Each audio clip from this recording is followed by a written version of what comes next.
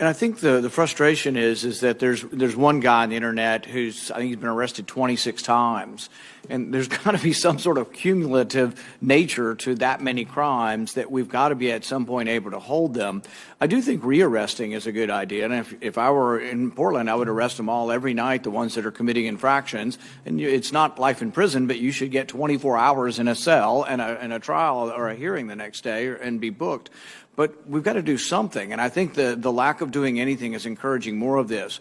The people who were in the mob that attacked us, within, like, you know how the internet works, within 20 minutes, people are isolating their faces and saying, here's a picture of him in Louisville, here's a picture of him in Memphis, here's a picture of him in Portland. So there is some connection, and it costs money, you know, to travel places. And there were dozens staying in hotels near the White House that average over $500 a night. So I think it's important that we look at it.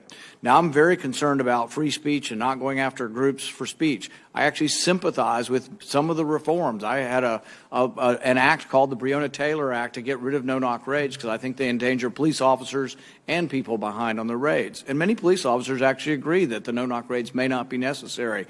But at the same time, if the trail leads to Black Lives Matter, there's an important public service to the corporations who think they're giving money to a peaceful protest or to a peaceful anti-racial group need to be aware if they're being flown around. So there's an important, I think, call to not having more money flood into a group if that's what's happening. And so all I would say is that we should not be afraid of you know, allegations that this is just a peaceful group so we can't touch them, that we do need to trace the money from people who are committing crimes. And if it's coming from an organization that may have multi-purposes and say they have a First Amendment right, they don't have a right to fund mayhem. And I hope it will be pursued. And feel free to respond to that or not.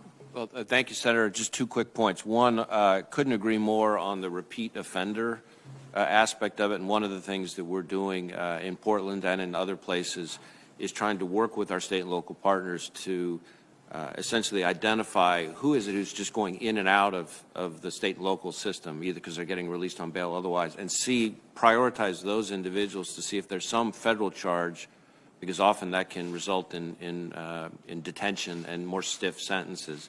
And then on the funding piece, following the money is kind of our bread and butter. It's something we're looking at, as I said, including, which I think goes to a little bit to your last point, including situations where somebody might be misrepresenting what it is they're fundraising for, right? So certain crowdsourcing activities where somebody contributes thinking they're giving for something that's First Amendment activity, but in fact is maybe being used for something else that's much more pernicious. And so we're looking at that too.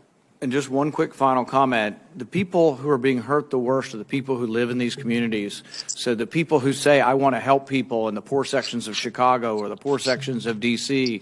need to realize when you burn down the last pharmacy, when you burn down the last McDonald's or Walmart, that it hurts the people who live there, and many of these businesses won't get back. And that can't be emphasized enough from a humanitarian point of view. We've got to end the violence because you're hurting the very people you think you're trying to help. Thank you.